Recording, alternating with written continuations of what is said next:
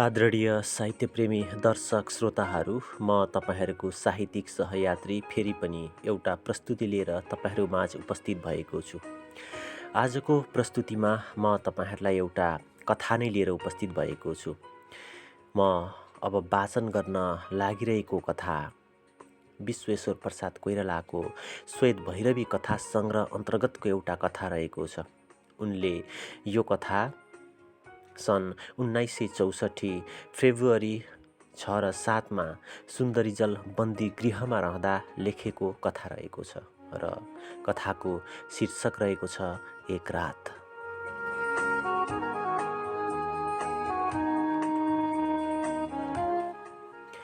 त्यो रात्रि पनि सधैँको जस्तो साधारण रात्रि थियो। अन्धकारमा मानिसको लोक थाकेर मरेको, चिसो जाडोले कठ्याङ्ग्रिएको, काजलको आकाशमा एकनाससँग सलमा सितारा झल्केका हेरिदिने कोही छैन। घर घरमा बत्ती निभेका छन्, झ्यालढोका टम्म छन्। शून्य सडकका खामामा बत्ती घोरिएर भुइँतिर हेरिरहेका छन् र तिनको टल्कोमा बन्न लागेको पातलो हुस्सु रात्रिको निश्वास जस्तो बत्ती मुनि झुन्डिएर अडिरहेको छ। निष्पट्ट शान्ति छ सहरमा, झन् जाडोले शान्तिलाई जमोड जस्तै डल्लो पारेर अडाइदिएको छ।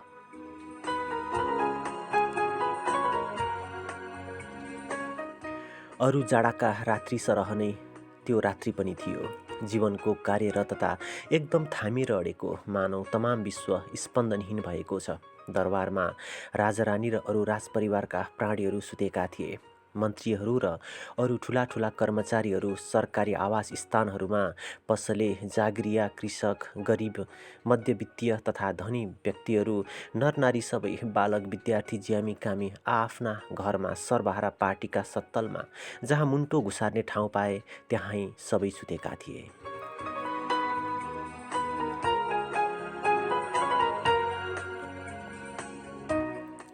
रात्रि क्लबबाट छरिएका मोटरहरूको ठाउँ ठाउँमा आवाज र मोटरभित्र बसेका पुरुष र नारी कण्ठको हाँसो मिसिएको ध्वनि, सडकमै फुटपाथमा गोडा लतार्दै अझै आफ्नो घरको आश्रयमा पुग्न नसकेका, लुगै लुगाले सारा शरीरलाई बेरेर हिँडेका एक दुई मानिसहरू, कुनै कुनै घरबाट सुनिने बुढाहरूको भारी छातीको खोकी, साना नानीहरूको अचानक उठेको र त्यस्तै अचानक थामिएको क्रन्दन, कुनै कुनै झ्यालको कापबाट फुस्किएको ज्योति जसले भित्र बन्द कोठामा कुनै दाम्पत्यमा क्रय विक्रय प्रणयलाई सजिलो पारिरहेको थियो, आदि यस्तै साना साना चहल पहलका कुराहरूले मात्र यो सङ्केत दिन्थ्यो जीवन हठात मरेको थिएन, थामिया मात्र थियो मृत्युवत निन्द्रामा।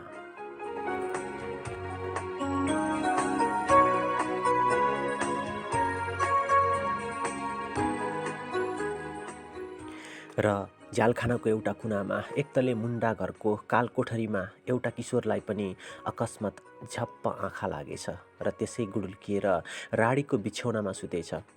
जाडोले एक डल्लो भएर हातलाई तिघ्राका बीचमा घुसारेर।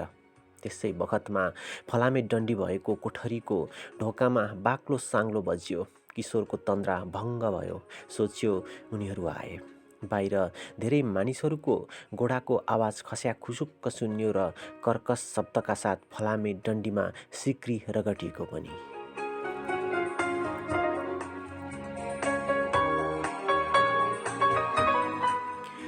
भर्खर यसो उघेको मात्र थियो क्यारे, तर घडी त कति छिट्टै बितेको।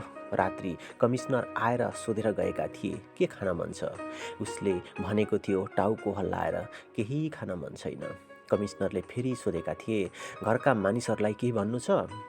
उसले फेरि टाउको हल्लाएर भनेको थियो छैन केही भन्नु। फेरि कमिश्नरले बडो कोमल स्वरमा अन्तिम बार सोधे तिम्रो अन्तिम इच्छा के छ, केही भन्नु छ। किशोर केही सचेत भयो र उसलाई लाग्यो कमिश्नरको यो प्रश्नमा अन्तिम दिलचस्पी लिएर केही बोलिदिनै पर्छ, नत्र जीवनको केही टुङ्गो नलागेको जस्तो हुनेछ। विसर्जन वाक्य त केही भन्नै पर्छ।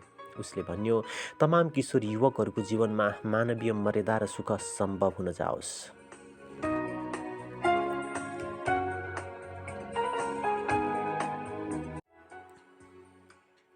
किशोर फेरि एक्लै भयो कोठामा।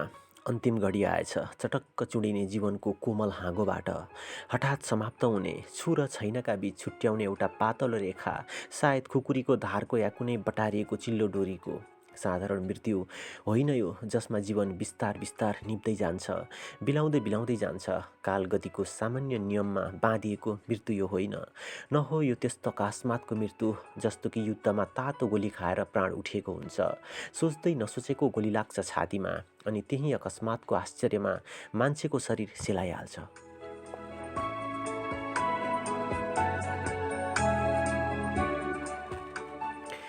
यहाँ त धेरै दिनदेखिको परीक्षेको मृत्यु हो यो। झन् दरबारबाट मृत्युदण्डको पुष्टि भएपछि आज हुन्छ भोलि हुन्छ भन्दै औँलामा दिन गन्दै मृत्युलाई पर्खेर बसेको। कालगतिको नियमबाट आएन यो, न अकस्मात नै आयो। यहाँ त धेरै आयोजना भए, थानामा, प्राइभेट न्याय गोष्ठीमा, दरबारमा खुब छलफल भए। ऐनको ठेलीबाट निकै दफा झिकेर न्यायको व्याख्या भयो र अहिले पनि मृत्युका लागि यो बहस आयोजना समाप्त भइसकेको छैन। बाँकी रहेको कागजमा अफिसरहरूको दस्ताखत पर्दै होला, अन्तिम अर्डरहरू लेखिँदै होलान्, खुकुरीका सान लगाइँदै होला या डोरी तख्ताको व्यवस्था मिलाइँदै होला। तर तैपनि मृत्यु त हठात नै छु र छैनका बीच केवल आधा सास, मुटुको केवल आधा सास चड्काए।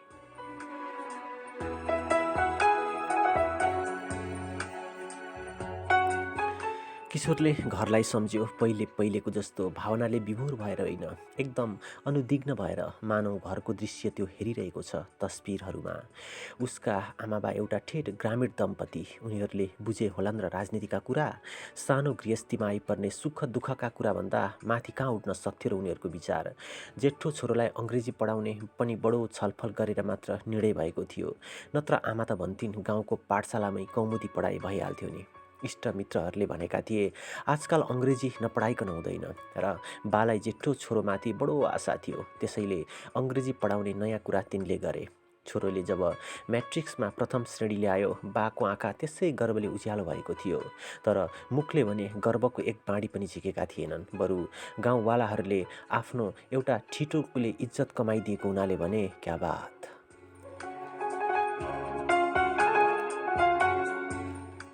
बालाई त मनज्ञ पुगेको थियो, जेठो छोरोले त्यति अङ्ग्रेजी पढिहाल्यो, अब घर बसोस् र खेती गरोस्। आमा पनि भन्थिन् अब यसलाई धेरै पढाउनु हुँदैन, घरमा दुई छाक खान पुगिहालेकै छ, नोकरी गर्नुपर्ने होइन, हेर हेर कति दुब्लो भएको छ अङ्ग्रेजी पढ्दा। गाउँलेहरूले नै फेरि ढिप्पी गरेर यत्रो जेहेन भएको छोरोलाई घरमा थन्क्याएर राख्ने हो, पढ्छ लेख्छ, काजी मिनिस्टर जज वेरिस्टर हुन्छ, इज्जत थुपार्छ यसले हामी सबैको।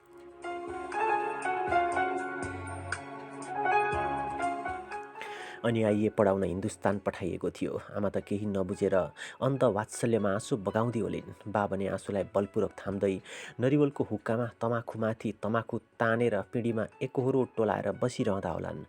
सानो भाइ आफ्नो स्कुलमा राजनीतिका कुरा गर्दो हो र भन्दो हो नेपालमा प्रजातन्त्र ल्याउनुपर्छ। अनि एक्लै भएको बखतमा मलाई सम्झिँदो हो र सायद साथीहरूले नदेख्ने गरी तकियामा मुन्टो गाडेर आँसुलाई पुज्दो हो। मेरो राजनीतिक इतिहासका मोटा मोटा किताबहरूलाई पल्टाएर भन्थ्यो, दाई म कहिले पढ्छु यिनीहरूलाई। किशोरले बहिनीलाई पनि सम्झ्यो, जसलाई ऊ बडो माया गर्थ्यो। बाहिरबाट छुट्टीमा आउँदा उसलाई एकजोडी रङ्गीन सुती सलवार र कुर्ता ल्याइदिएको थियो। घरमा उसले ठुलो आन्दोलन मच्चाएर बहिनीलाई यो बेसमा बाहिर निस्किन लगाएको थियो। बाले भने जेठोले के गरी हिँड्छ, नगरेको चलन। उसले बहिनीलाई राखेर भन्यो, बहिनी तिमीले पढ्नुपर्छ, म तिमीलाई पढाउँछु। बहिनी बडो उत्साही बालिका थिए। उसले भने म पढ्छु दाई, म पनि ठुलो हुन्छु, धेरै पढ्छु।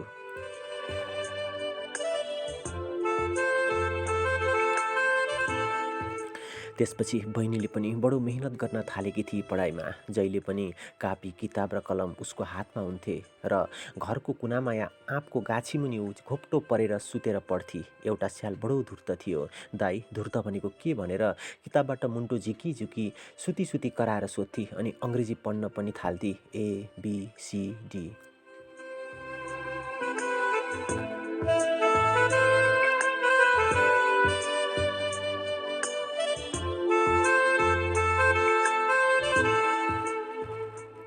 आमा भन्थिन् छोरालाई के नाना थरीको कुरा गर्न मन लाग्छ, मैयालाई अङ्ग्रेजी पढाउने रे, बिहा भएर पराइका घर जाने छोरीलाई घरको काम सिकाउने कहाँ कहाँ। आमा हाँस्थिन् छोरीले कनीकुथी गरेर पढेको देख्दा र कहिले कहिले त्यहीँनिर बसेर उसले पढेको कथा सुन्थिन्। बहिनी भन्थे आमा म बिहे गर्दिनँ। आमा भन्थिन् के भने कि रे, बिहे गर्दिनस्? गर्दिनँ, देश सेवा गर्छु पढेर आमा भन्ती बहिनी। त्यसपछि किशोरको बिहा भयो। सानी केटी आई दुलै भएर। उसले बालाई एक दुईचोटि भनेको थियो, बा अहिले बिहे गर्दिनँ, पढी सिद्ध्याउँछु अनि। बा आमा दुवैले बडो आग्रह गरेर भने, बुहारी घरैमा हामीसँग बस्छे त पढ्न जालास, के बिग्रिन्छ त्यसले। उसले यसमा धेरै जिद्दी गरेन। यद्यपि उसलाई मनमनै लागेथ्यो, पढाइ सिद्ध्याएर आफ्नै गोडामा उभिने भएपछि बिहा भए असल। त्यसो हुनाले आमाबाको आज्ञा मानेर मात्र उसले बिहा गरेको थियो। आफ्नो बिहेमा उसलाई त्यति दिलचस्पी पनि थिएन।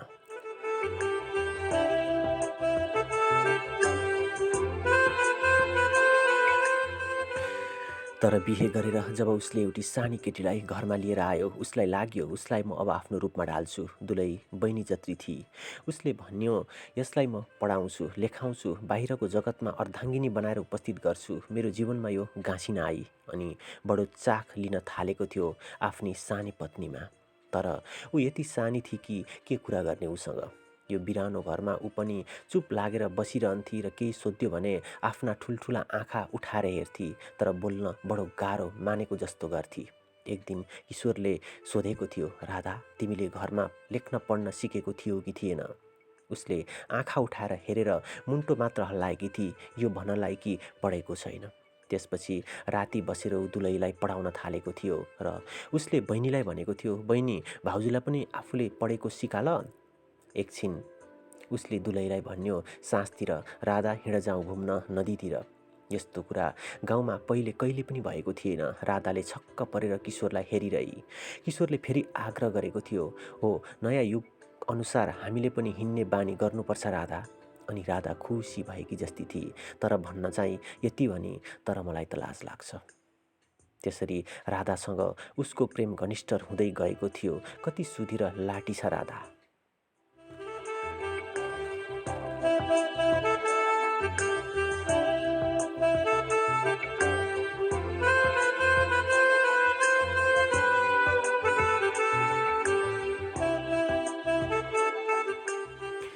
यही बम काण्डभन्दा केही दिन पहिलेको कुरा। कलेजमा क्रान्तिकारी गोष्ठीले बम फ्याँकेर तानाशाहलाई अत्याउनुपर्छ र चेतावनी दिनुपर्छ भन्ने निर्णय गरेको थियो र ईश्वरले स्वेच्छाले यो काम आफ्नो जिम्मामा लिएको थियो। त्यसपछि बम लिएर घर आएको थियो।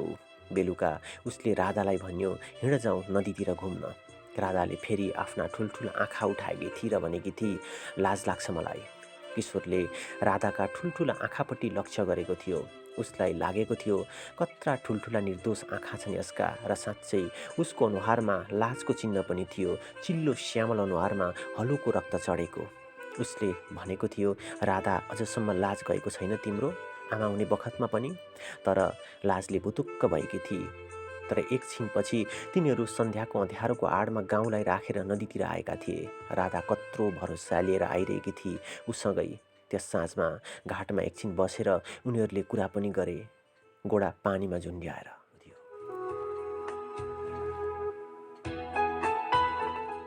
राधाको अत्याहट बुझेर उसले वातावरण हलुको पार्न भनेको थियो। उसको हात आफ्नो हातमा लिएर, हामी दुवैले मिलेर आफ्नो छोरालाई राम्ररी हेरौँला, माया गरौँला, पढाउँला, लेखाउँला र ठुलो पारौँला। राधा कस्ती सरल बालिका जस्ती थिए। उसको गोल गोल अनुहारमा अझै बालिकाको स्निग्धता बाँकी नै थियो। तर आमा पनि त हुन लागेकी थिए अब त्यो। अनि स्वाभाविक स्थितिमा आएर उसले भनेकी थिए, तिमीले कहिले कहिले अनौठो व्यवहार गर्छौ, अनौठो कुरा गर्छौ। साँझको अन्धकार गाढा हुँदै आएको थियो। उनीहरू घर फर्के। बाटामा राधाले आफ्नी दिदीको कुरा गरी, जसले छोरा पाउँदा राधा पनि सँगै थिए। दिदीको छोरो कस्तो राम्रो छ, घुतुमुन्ने, काखीभरि अटाउने, लिरौँ जस्तो लाग्छ, मोही खाइरौँ जस्तो लाग्छ। त्यही एकचोटि थियो जब राधाले आफ्नो मनमा कुरा मात्रै गरेकी थिए, एक दुई मुखरा भएर। थुनिएपछि उसले भन्यो कि राधाले छोरो नै पाई। किशोरले राडीमा लेटी लेटी सुनिरह्यो जेलका विभिन्न ध्वनिहरू, जबकि सबभन्दा उपर चढेको हुन्थ्यो चौकीदारहरूको गर्जन, होसियार होसियार।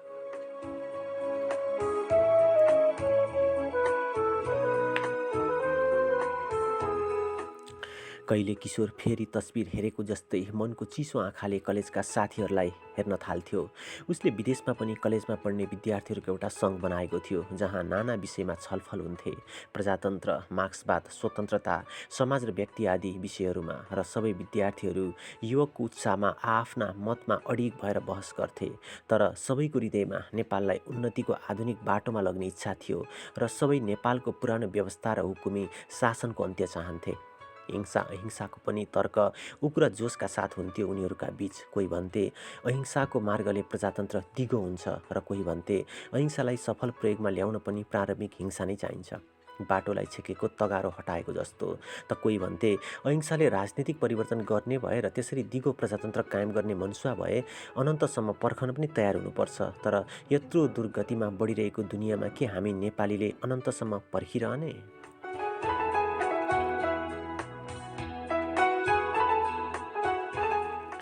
त्यही एउटा सानो क्रान्तिकारी गोष्ठी पनि बन्यो, जहाँ यो निर्णय लिइन्थ्यो कि राजनीतिमा हिंसाको पूर्णतः त्याग असम्भव छ।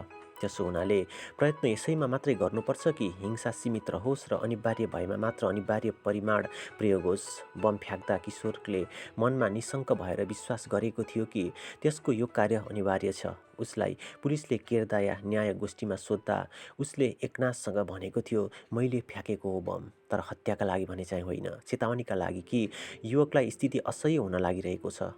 तर हत्या हुन गएको भए त्यो अनिवार्य थियो जनताका अधिकारका लागि। अन्तिम घडीमा एक एक गरेर सारा दृश्य उसका सामुन्ने आइरहेका थिए र सोच्दा सोच्दै ऊ गुडुल्किएर निदाएछ।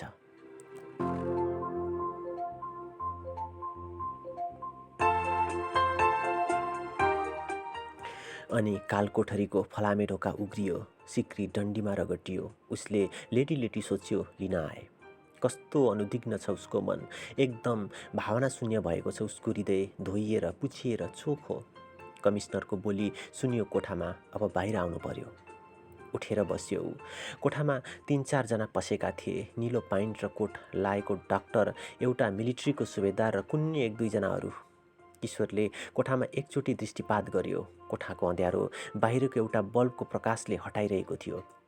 ढोकाको डन्डीको छाया एउटा भुइँमा सोझो अर्को भित्तामा च्याप्टो बाङ्गिएको परिरहेको थियो।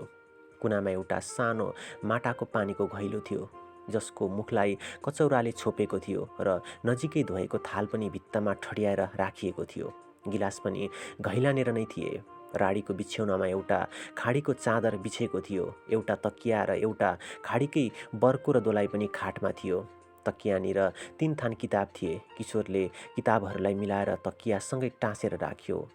तल मोटो जातक कथाको पुस्तक, त्यसमाथि बाइबल र सबभन्दा माथि भाषाटीमा भएको गीता।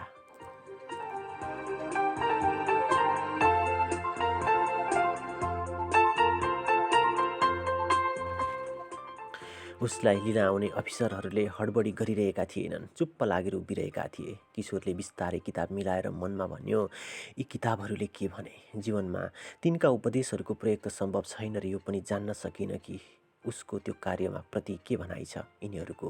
र अब अर्को ठाउँमा गएर यिनमा सङ्केत गरिएका त्यहाँका बुधाको भावार्थ बुझिएला।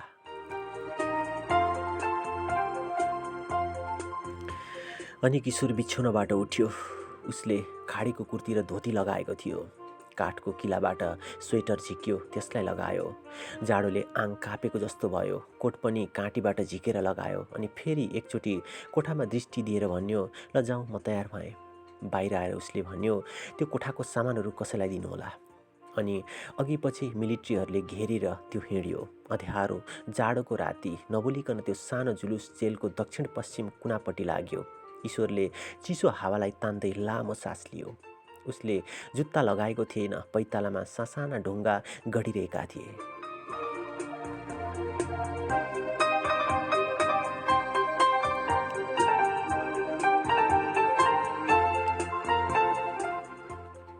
उसलाई हठात लाग्यो उसको मनमा कुनै किसिमको भावना छैन, केवल उसका आँखाले देखिएका दृश्यलाई अङ्कित मात्र गरिरहेछन्।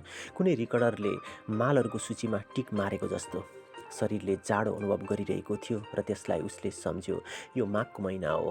गोडाको कङ्कट गढेको अनुभव पनि गर्यो, बस त्यति। फेरि उसलाई लाग्यो कस्तो सबैजना चुपचाप छन्, एक अर्कोसँग वास्ता नभएको जस्तो। उसले सबैतिर हेऱ्यो। सबै एकनाससँग हिँडिरहेका थिए। उतिर नहेरेर उसले त्यसै आफैलाई सम्बोधन गरेको जस्तो भन्यो, किन कोही बोल्दैनन्? किशोरले आफ्नै बाँडीलाई अर्कोले बोलेको जस्तो गरेर सुन्यो। कमिश्नरको मसिनो बोली पो सुनियो। भनेको मानेनौ, माफी माग भनेको। के गर्नु, आफ्नो ड्युटी गर्नै पर्ने भयो। किशोर मुस्कुरायो, भन्यो, मलाई पनि लागिरहेछ, म पनि ड्युटी गर्न गइरहेको छु।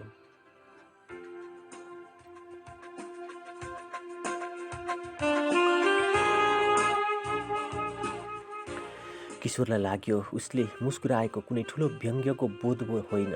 उसलाई ठुल्ठुला कुरा कहाँ आइरहेको थिए र त्यस समयमा त्यही क्षणका कुरामा मात्र उसको ध्यान थियो र उसको शरीरले पाउन थालेको अनुभव पनि त्यही क्षणसँग सम्बन्ध राख्थे। फेरि त्यो जुलुस शान्त भएर हिँडिरह्यो अनि अचानक किशोरले देख्यो यात्राको अन्त्य आइसकेछ। जेलको बाहिरिया र पर्खालको काप्नी र सानो मन जस्तो दायाँ बायाँ दुईवटा खाँबा खडा थिए र ती खामामा उपर तेर्सो गरेर एउटा अर्को खामो राखिएको थियो, जसबाट एउटा डोरी झुन्ड्याइएको थियो र डोरीको झुन्डिएको सिरानपट्टि मुन्द्रीको आकार बन्न गएको थियो, जसमा एउटा गाँठोले अड्याएर राखेको जस्तो थियो। मञ्चमा एउटा अग्लो मोटो मानिस सुरुवाल र कालो स्वेटर मात्र लाएको उभिएको थियो। तल पहिलेदेखि नै एउटा सानो डफा सिपाहीहरूको पर्खिरहेको थियो।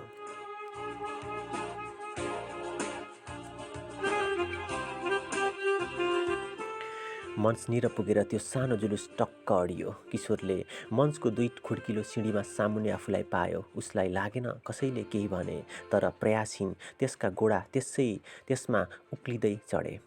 चारैतिर निष्पट्ट शान्ति थियो। टाढा कुनै दरबारको कुकुरको बाक्लो भुकाइले झन् त्यहाँको निस्तब्धतालाई घनीभूत पारिरहेको थियो। अन्धकार पनि आकाशमा निविष्ट, केवल मञ्चनिर पर्खालमा लागेको बिजुलीको प्रकाशद्वारा बन्न लागेको एउटा उज्यालो केन्द्र। किशोरले मञ्चमाथि चढेर तल हेऱ्यो। उसलाई लाग्यो उसको मस्तिष्क एकदम स्पष्ट भएको छ। उसले त्यस क्षणमा तमाम दृश्यलाई राम्ररी अङ्कित गर्दै गइरहेको छ, एउटा क्यामेराको मसिन जस्तो।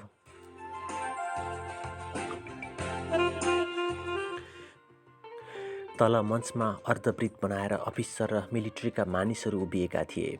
उसले एक एक गरेर सबैलाई हेऱ्यो। सबै नबोलेर मुन्टो तल निहुराएर उभिएका थिए। डाक्टर, कमिश्नर, सुबेदार प्रभृति। उसले डाक्टरको पहिरनलाई लक्ष्य गर्यो। गाढा निलो पेन्ट र हलुको कालो रङ्गको कोट उसले लाएको थियो। कमिश्नरको कोगटी टोपी उसको निधारमा दिनभरिको चन्दन र टीका जस्ताको त्यस्तै थियो। सुबेदारले लाएको ग्रेट कोट र काने टोपीको रङ्गमा भएको फरकपट्टि पनि किशोरको ध्यान गयो। उसलाई लाग्यो कस्तो आश्चर्य कि अन्तिम बेलामा उसलाई यी साना साना कुराहरूको मात्र ध्यान आइरहेको छ।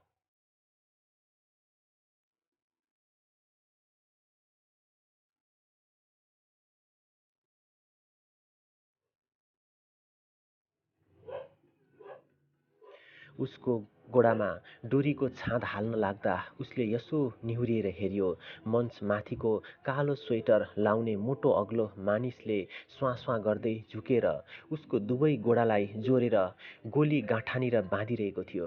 उसको गोडाले कसिएको गाँठोले किचेको पनि बोध गर्यो र पैतालाले खस्रो फ्ल्याक्को अनुभव। त्यसपछि घुँडानिर अर्को छाँद हालियो। त्यहाँ पनि डोरीले छालालाई किचेर दुखाए जस्तो किशोरलाई लाग्यो। कदम शान्तिमा यी सब क्रिया भइरहेका थिए। केवल किशोरको मन र शरीर त्यस अत्यन्त चनाखो भएर यी सबै कुरालाई स्पष्ट किसिमले टिपिरहेका थिए। कालो स्वेटर लाउने मानिसले उसको टाँक फुकाल्न लाग्दा उसको मुखको गन्ध किशोरको घाँटीमा लाग्न गएको थियो। भावना शून्य भएर किशोरले मनमनै भन्यो, यो के भएको? किन ममा केही भावना आउँदैन? मन र शरीरले अनुभव मात्रै गरिरहेको छ तत्क्षणका अर्थहीन क्रियाहरूको।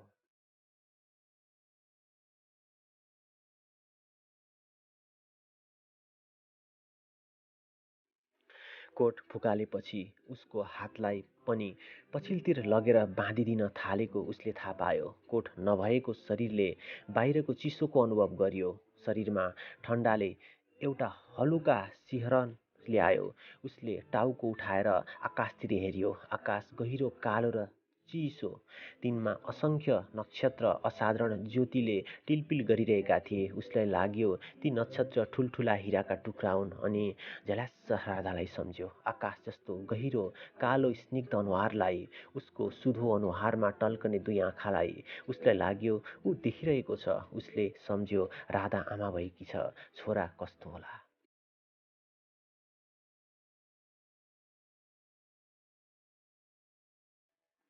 आकाशमा ठुलो चमकसँग उदाएको शुक्र तारालाई उसले एकछिनसम्म हेरिरह्यो र मनको कुनामा सधैँको अनुभव जस्तो गरेर उसलाई लाग्यो अब अरुणोदय हुन्छ अनि सूर्योदय। त्यसै बखतमा पछिल्लोतिरबाट उसको टाउकोमाथि कालो खोल लगाइदिए। उसको घाँटी ठाडै उठेको थियो। तत्क्षण उसले लाग्यो एउटा चिसो डोरी माला जस्तो उसको तानिएको घाँटीमा पर्यो र यसलाई अनुभव गर्दा गर्दै उसलाई लाग्यो पैतालाको खस्रो फलेक सरियो र कसैले बेहद शक्तिले उसलाई घाँटीलाई थिच्यो।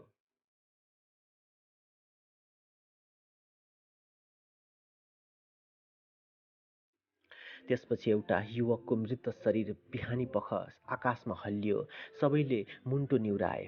सुबेदारले त्यही जेलको अर्को पट्टिको उनीहरूको अस्थायी शिविरमा आफ्ना मानिसहरूलाई मार्च गराउँदै फर्काएर लग्यो। त्यही कामका लागि डिटेल भएर उनीहरू आएका थिए। एउटा ठुलो हरियो पाल गाडेर हिजोदेखि उनीहरू जेलमा बस्न आएका थिए। सुबेदार, हवलदार र 3 जना सिपाही कसैले एक शब्द बोलेनन्। आएर बिस्तार बिस्तार आफ्नो वर्दी फुकालेर आफ्नो बिछ्यौनामा सुते। जाडोको याम मुख छोपेर सबैले रातभरिको थकानलाई निन्द्रामा मेटाउन चाहे।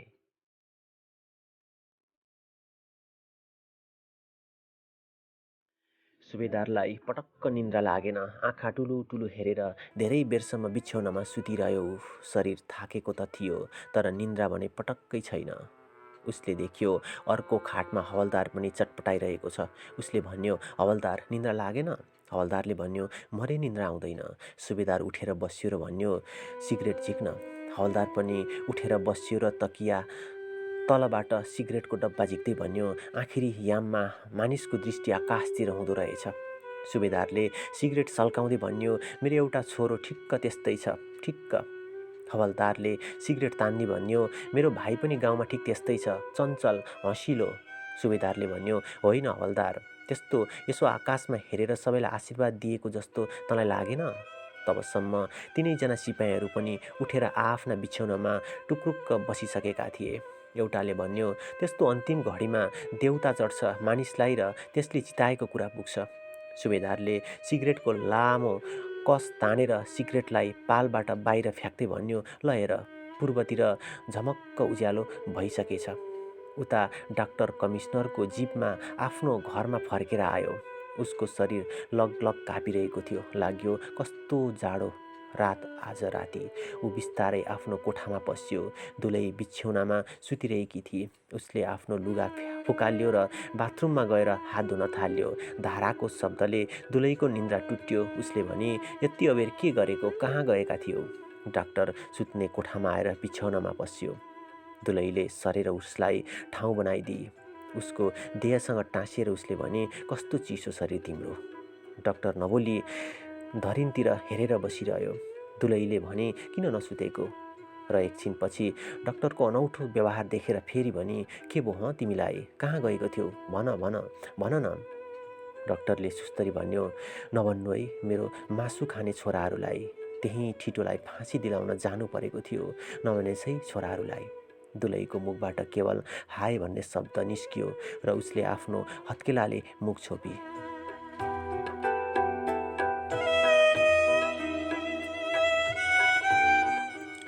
रात बितिसकेको थियो। झ्यालको कापबाट पूर्वपट्टिको आकाश उज्यालो भयो। कमिसनर डाक्टरलाई पुर्याएर सोझै दरबार गए। ढोकामा सिपाहीहरू ठुलो धुनी बालेर बात मारिरहेका थिए। कर्नेललाई उनले सबै वृत्तान्त भनेर उनी घर आए। आउने बित्तिकै सोझै पूजा कोठामा गए। ढोकैबाट पूजा गर्ने गरेको मूर्तिलाई हेरे। पूजा कोठाको बत्ती बलिरहेको थियो र उसको गोडाको चाल पाएर अक्षता टिपिरहेको एउटा मुसा दगुर्दै कोठाकै एउटा प्वालमा पस्यो। त्यसै उनी मग्न भएर एकछिन हात जोडेर उभिरहे।